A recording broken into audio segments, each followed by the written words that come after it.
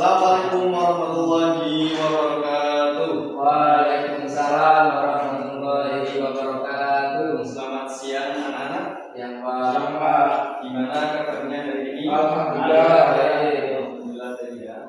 Oke, untuk pertemuan hari ini kita akan mempelajari tentang pernikahan dalam Islam. Setelah minggu kemarin kita membahas apa? Tentang mawaris ya. Oke.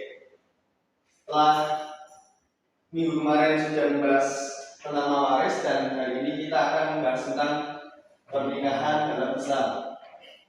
Oke, sebelum memasuki materi ya, Bapak absen terlebih dahulu ya. Ya Pak. Mas Adit, Iya. Mas Alfa, Ini. Mas Alwan, Jadi. oke, alhamdulillah dari semua ya. Oke, sebelum memasuki materi, alangkah baiknya kita berdoa terlebih dahulu ya. Untuk ketua kelas, Mas Alfa bisa memimpin doa. Ya. Berdoa mulai. Bismillahirrahmanirrahim. Oke, sebelum memasuki materi, coba tanya dulu, kenapa pernikahan itu penting? Untuk menambah keturunan. Ya, bagi untuk ibadah menjalankan sunnah Nabi. ya, itu semua betul ya. Oke, kita lanjut ke pengertian pernikahan. Pernikahan adalah akad atau perjanjian yang sah antara laki-laki dan perempuan untuk menjadi suami istri sesuai dengan syariat Islam. Gunanya untuk membentuk keluarga atau menghasilkan keturunan yang soleh. Yang kedua itu ibadah atau mempererat ukhuwah Islamiyah dan menjaga ketentraman hati, yaitu kebahagiaan dalam rumah tangga. Nah, pernikahan itu ialah suatu akad atau perjanjian atau ikatan ya antara laki-laki dan perempuan untuk menjadi suami istri sesuai dengan syariat Islam. Nah, kemudian pengertian pernikahan menurut dasar di sini berdasarkan Al-Quran dan Hadis, pernikahan itu berasal dari beberapa kata. Yang pertama an-nikah dan al-aiwaj artinya melalui, menginjak, menaiki dan bersenggama. Nah, kedua adamu artinya merangkum, menyatukan, mengumpulkan dan sikap ramah, yaitu merangkum antara laki-laki dan perempuan ya menjadi satu. Itu menurut dasar. Kemudian dasar hukum pernikahan ada di Quran surat An-Nisa ayat 1. Coba Mas Alwan baca.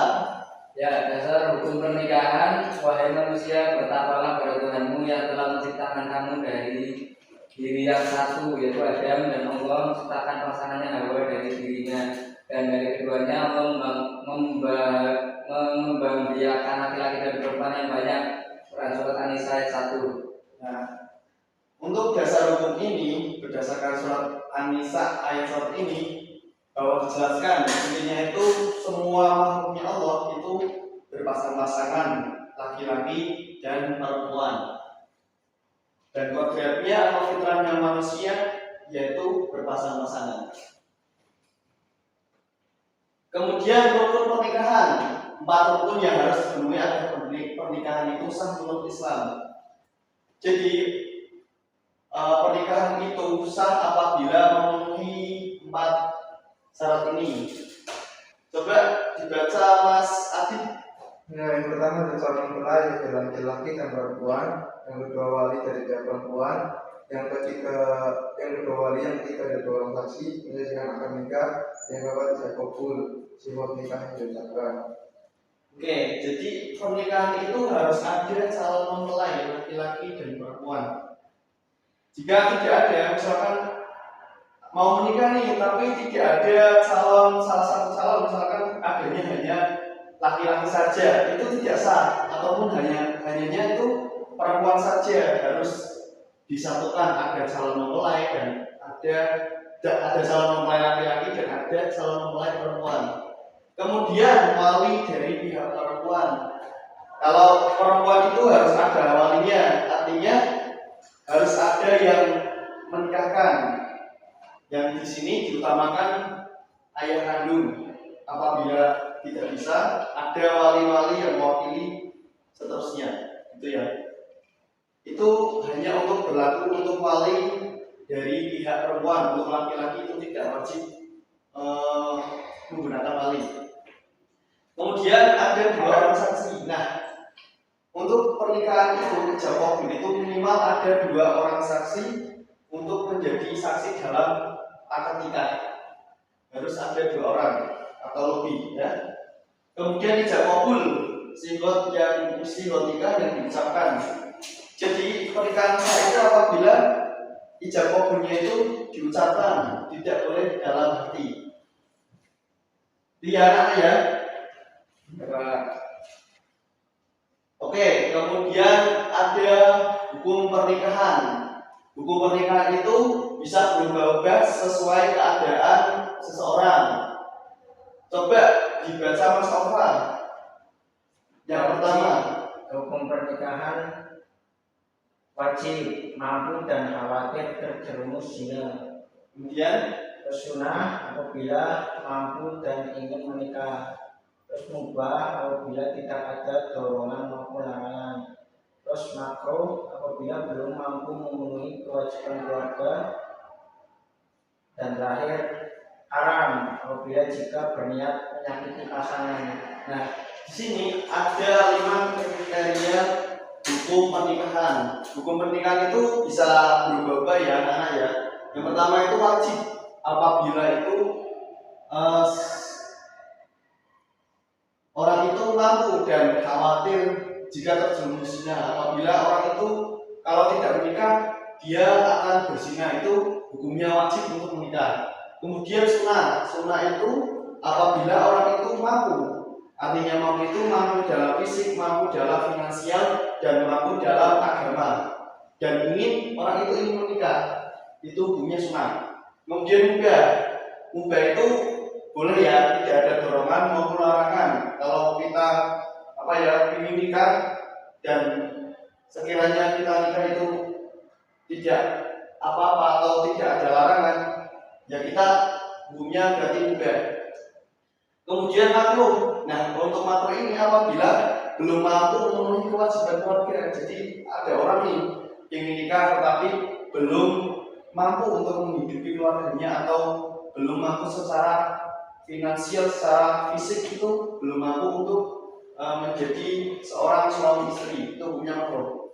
Kemudian haram apabila jika berniat menyakiti pasangan. Hukum pernikahan itu bisa haram jika niat dalam pernikahan itu menyakiti pasangan.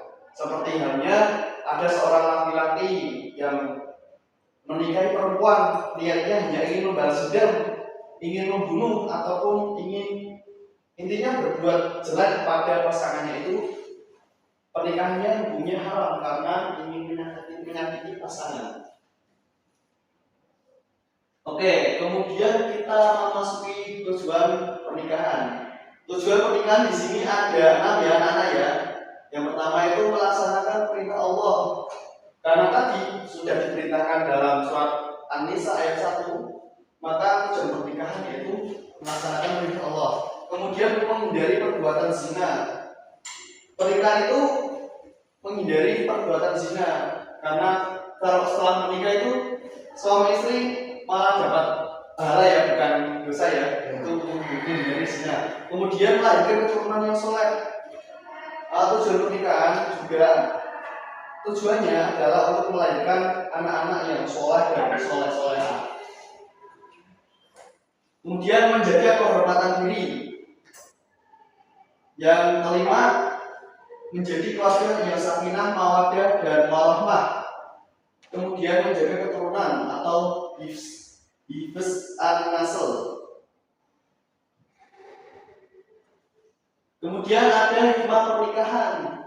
Di sini ada 6 ya, 6 hikmah pernikahan. Yang pertama menenangkan hati. Kemudian menjaga kehormatan diri. Yang ketiga memperoleh keturunan.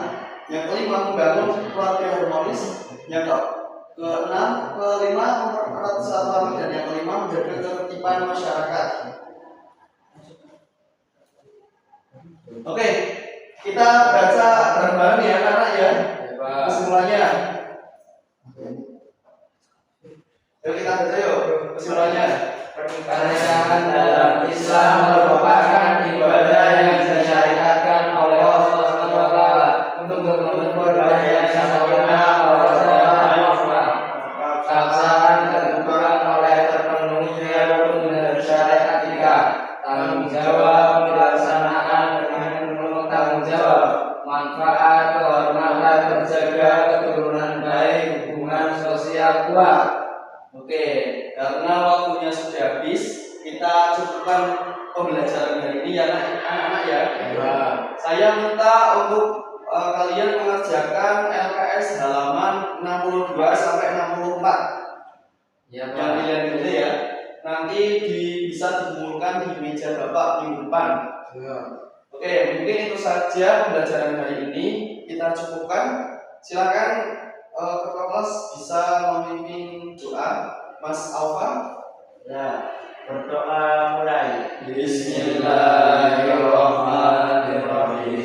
Wal asri innal insana lafi khusrin illa alladzina amanu wa amilus solihati wa tawassaw bil haqqi wa tawassaw bis sabr. Rabbana atina fid dunya hasanah wa fil akhirati hasanah wa qina azabannar. Oke, Bapak cukupkan untuk pembelajaran hari ini. Kurang lebihnya mohon maaf yang sebesar-besarnya. Wassalamualaikum warahmatullahi wabarakatuh. Waalaikumsalam warahmatullahi wabarakatuh.